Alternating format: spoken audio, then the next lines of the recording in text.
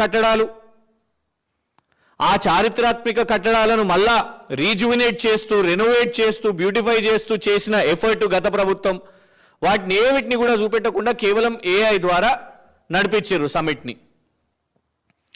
అయితే సమిట్తోని వచ్చిన ప్రశ్నలు ఏంటంటే మీరు ప్రొజెక్ట్ చేస్తున్న 4th సిటీ ఏదైతున్నదో మీరేమో 30,000 ఎకరాలని అంటున్నారు.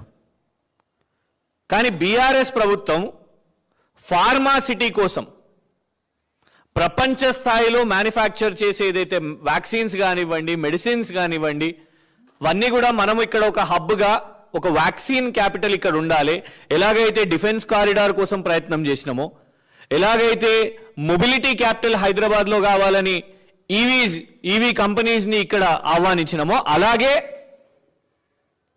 ఫార్మా హబ్ కూడా ఇక్కడ కావాలి అని బీఆర్ఎస్ ప్రభుత్వం ఎన్నో ప్రయత్నాలు చేసి సుమారు 13,980 ఎకరాలను భూసేకరణ పూర్తి చేయడం జరిగింది.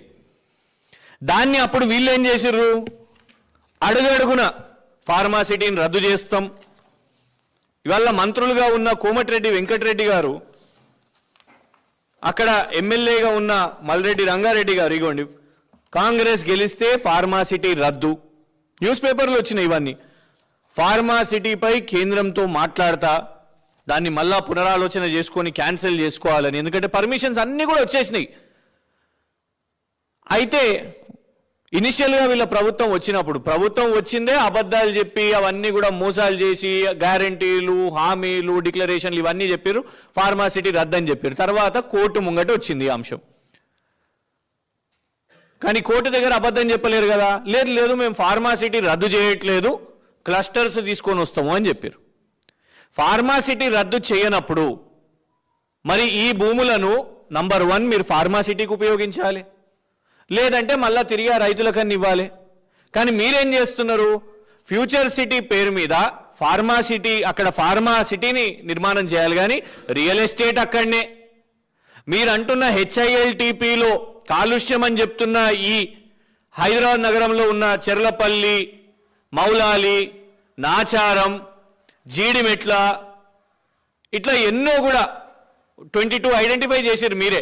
ఇవన్నిటిని కూడా తరలిస్తామని చెప్తున్నారు. తరలిస్తే కాలుష్యం అంతా కూడా తరలించినట్టేనా? పోనీ అక్కడ గ్రీన్ ఇండస్ట్రీ కావడానికి ఏమన్నా ఫెసిలిటీస్ ఇవాళ వరకు నిర్మాణం చేసిర్రా? అక్కడ ఇప్పటి వరకు ఎలాంటి నిర్మాణాలు కాలేదు.